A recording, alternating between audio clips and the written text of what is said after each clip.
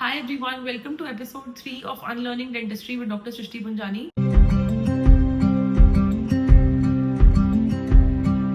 अगर आपने part 2 comment किया था मेरी previous nature of pain video में, then you know what I am talking about. काफी बार ऐसा होता है कि पेशेंट को रूट कैनाल करने के बाद भी पेन या सेंसिटिविटी की कंप्लेंट रहती है.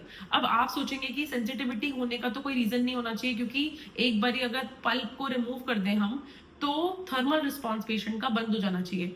बट पेशेंट रिपोर्ट करता है सेंसिटिविटी के लिए, क्योंकि उनको भी नहीं पता कि क्या है वो नेचर ऑफ पेन. तो वो पेशेंट उस ट्रुथ से कंफर्टेबल नहीं है ट्रीटमेंट पूरा फिनिश कराने के बाद और पूरी अपनी मनी स्पेंड करने के बाद, इसीलिए वो दोबारा रिपोर्ट कर रहे हैं आपके पास उस पेन का रेजोल्यूशन ढूंढने के लिए. तो प्राइमरीली जब आप एक एंडोडोंटिक ट्रीटमेंट परफॉर्म कर रहे होते हैं या आपका एंडोडोंटिक ट्रीटमेंट खत्म हो जाता है, उसके बाद भी अगर पेशेंट को कोई पेन हो रही है तो आपको ये याद रखने की जरूरत है कि ड्यूरिंग एंडोडोंटिक ट्रीटमेंट कुछ डेब्री जो डेंटिन आप फाइल कर रहे हैं या आप जो फाइलिंग करते हैं रोटरी से या हैंड फाइल से, जो आप फाइल डेंटिन चिप्स या डेंटिन डेब्री जो जनरेट होती है जब आपके नाल को वाइड कर रहे हैं, वो कभी कभी एक्सट्रूड हो जाती है इनटू द पेरियोपाइकल स्पेस. अब पेरियोपाइकल स्पेस में एक्सट्रूड होने के बाद डेब्री भी एक्सट्रूड हो सकती है, इरिगेंट्स भी एक्सट्रूड हो सकते हैं, जैसे हाइपो एक्सट्रूड हो सकता है, ईडीटी एक्सट्रूड हो सकता है, सलाइन एक्सट्रूड हो सकता है, आप जो भी इरिगेंट्स यूज कर रहे हैं. अब ये सब एक्सट्रूजन की वजह से जो पेरियोपाइकल एरिया है वो इरिटेट हो जाता है, इन्फ्लेम हो जाता है. एंड जो पहले पेशेंट कंप्लेन कर रहा था पल्पल नेचर ऑफ पेन की, जो थर्मल सेंसिटिविटी से आती है, एक्सक्रूशिएटिंग होती है नेचर में, ट्रीटमेंट के दौरान ही वो नेचर ऑफ पेन बदल गया और पेरियोडोंटल इन नेचर बन गया, क्योंकि वो अपाइकल पेरियोडोंटाइटिस में कन्वर्ट हो गया. तो जो अपाइकल पेरियोडोंशियम है वो इरिटेट होने की वजह से पेशेंट का नेचर ऑफ पेन बदल गया. अब इस नेचर ऑफ पेन को पेशेंट कंफ्यूज कर लेता है कि आपने तो ट्रीटमेंट शुरू किया, बट ट्रीटमेंट करने के बाद भी मुझे दर्द है या सेंसिटिविटी है.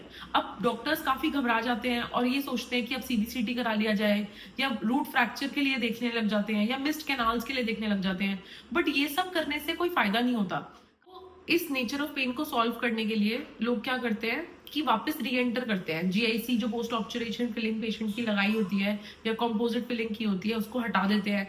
उसके बाद जीपी हटा के मेडिकमेंट प्लेस करने लग जाते हैं और वेट करते हैं 2 हफ्ते महीने तक, रिप्लेस करते रहते हैं मेडिकमेंट को कि दर्द कम हो जाएगी. एक बारी पेशेंट बोलता है कि हाँ दर्द कम हो गई है और डीओक्लूड कर देते हैं दांत को, ताकि नेचर ऑफ पेन बिल्कुल खत्म ही हो जाए. अब जब पेशेंट बोलता है हाँ ठीक लग रहा है, इतने में ऊपर का दांत सुपरा इरप्ट करने लग जाता है. डॉक्टर फिर से ऑब्चुरेट करता है और ऑब्चुरेशन के बाद फिर से पेन आ जाती है, बिकॉज आप फिर से रीफाइल करते हैं मेडिकमेंट को हटाने के लिए एंड फिर से पेरिनार्डिकुलर टिश्यूज इरिटेट हो जाते हैं. तो इसमें जो सिंपलेस्ट चीज है वो आपने क्या करनी है, वापस री एंटर नहीं करना, सीबीसीटी नहीं कराने पेशेंट के. सबसे पहले अगर आप एक रूट कैनाल फिनिश कर चुके हैं, उसके बाद आफ्टर ऑब्चुरेशन 5 से 7 दिन वेट करिए. There is a lot of beauty in doing nothing. आप वेट करिए, सेटल होने दीजिए पेरिराडिकुलर इन्फ्लेमेशन को, पेरियोपाइकल टिश्यूज थोड़े सेटल हो जाएंगे. उसके बाद आप देखिए कि क्या नेचर है, थोड़ा एक्सक्रूशिएटिंग वैरायटी का नेचर है, स्वेलिंग आ रही है या नहीं आ रही, या किस टाइप का nature of pen patient report कर रहा है. उसके बाद अगर आप सीवीसीटी कराएं, मिस्ड कैनाल के लिए ढूंढें, तो थोड़ा सा वायबल ऑप्शन है वो. But immediately after the root canal आप ये मान के चलिए अप टू 90 to 95% पेशेंट्स में थोड़ी टेंडरनेस रहेगी, जो कि 5 to 7 डेज में ही जाएगी, सॉल्ट रिंजेस करके, कोल्ड पैक करके और थोड़ा वहां से हार्ड चूइंग अवॉइड करके. बार बार टूथ को डीओक्लूड करना सोल्यूशन नहीं है, क्योंकि उससे आप कोरोनल हाइट को लूज कर देंगे एंड इवेंचुअली फिर एक शॉर्ट क्लिनिकल क्राउन सिचुएशन बन जाएगी. Comment canal in the comment section if you want to learn in the next video how to never miss a canal again.